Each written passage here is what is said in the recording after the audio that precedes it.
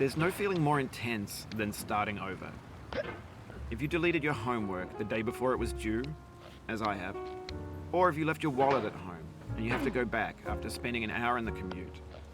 If you won some money at the casino and then put all your winnings on red but it came up black. If you got your best shirt dry cleaned before a wedding and then immediately dropped food on it. If you won an argument with a friend and then later discovered that they just returned to their original view.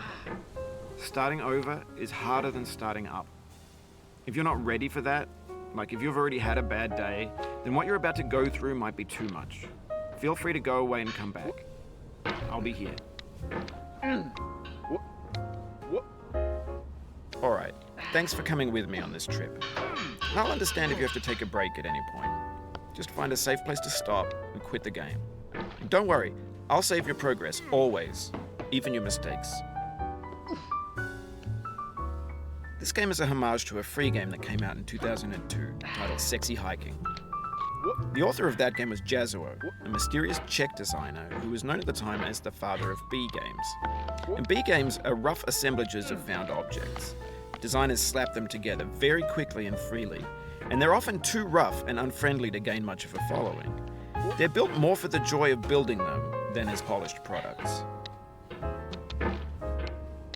In a certain way, Sexy Hiking is the perfect embodiment of a B game. It's built almost entirely out of found and recycled parts, and it's one of the most unusual and unfriendly games of its time. In it, your task is simply to drag yourself up a mountain with a hammer. And that act of climbing, in the digital world or in real life, has certain essential properties that give the game its flavor. No amount of forward progress is guaranteed. Some cliffs are too sheer or too slippery.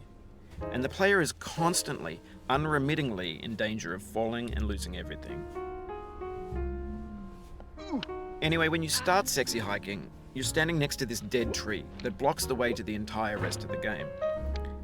It might take you an hour to get over that tree, and a lot of people never got past it. You prod and you poke at it, exploring the limits of your reach and your strength, trying to find a way up and over. And there's a sense of truth in that lack of compromise.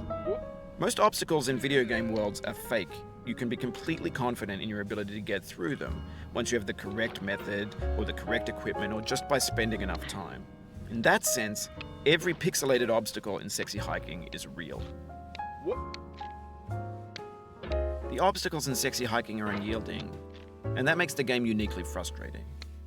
But I'm not sure Jazzuo intended to make a frustrating game. The frustration is just essential to the act of climbing, and it's authentic to the process of building a game about climbing. A funny thing happened to me as I was building this mountain. I'd have an idea for a new obstacle, and I'd build it, test it, and it would usually turn out to be unreasonably hard. But I couldn't bring myself to make it easier. It already felt like my inability to get past the new obstacle was my fault as a player rather than as a builder. Imaginary mountains build themselves from our efforts to climb them, and it's our repeated attempts to reach the summit that turns those mountains into something real. When you're building a video game world, you're building with ideas, and that can be like working with quickset cement. You mold your ideas into a certain shape that can be played with, and in the process of playing with them, they begin to harden and set until they're immutable, like rock. And at that point, you can't change the world. Not without breaking it into pieces and starting fresh with new ideas. For years now, people have been predicting that games would soon be made out of prefabricated objects, bought in a store and assembled into a world. And for the most part, that hasn't happened, because the objects in the stores are trash. I don't mean they look bad or that they're badly made, although a lot of them are. I mean they're trash in the way that food becomes trash as soon as you put it in the sink. Things are made to be consumed and used in a certain context, and once the moment is gone, they transform into garbage. In the context of technology, those moments pass by in seconds. Over time, we've poured more and more refuse into this vast digital landfill that we call the internet. It now vastly outnumbers and outweighs the things that are fresh and untainted and unused. When everything around us is cultural trash, trash becomes the new medium, the lingua franca of the digital age. And you can build culture out of trash, but only trash culture. B games, B movies, B music, B philosophy. Maybe this is what digital culture is. A monstrous mountain of trash, the ash heap of creativity's fountain. A landfill with everything we ever thought of in it. Grand, infinite, and unsorted. There's 3D models of breakfast, Gen X's fanfic novels, Scan magazines, green screen Shia LaBeouf, banned snuff scenes on LiveLeak.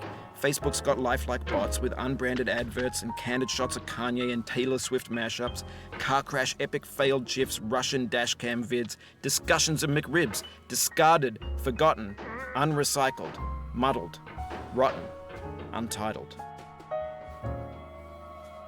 Everything's fresh for about 6 seconds, until some newer thing beckons, and we hit refresh.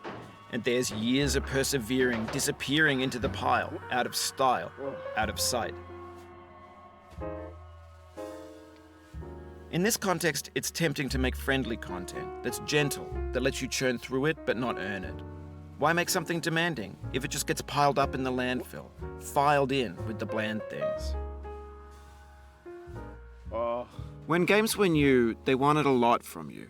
Daunting you, taunting you, resetting and delaying you. Players played stoically. Now everyone's turned off by that. They want to burn through it quickly, a quick fix for the fickle, some trick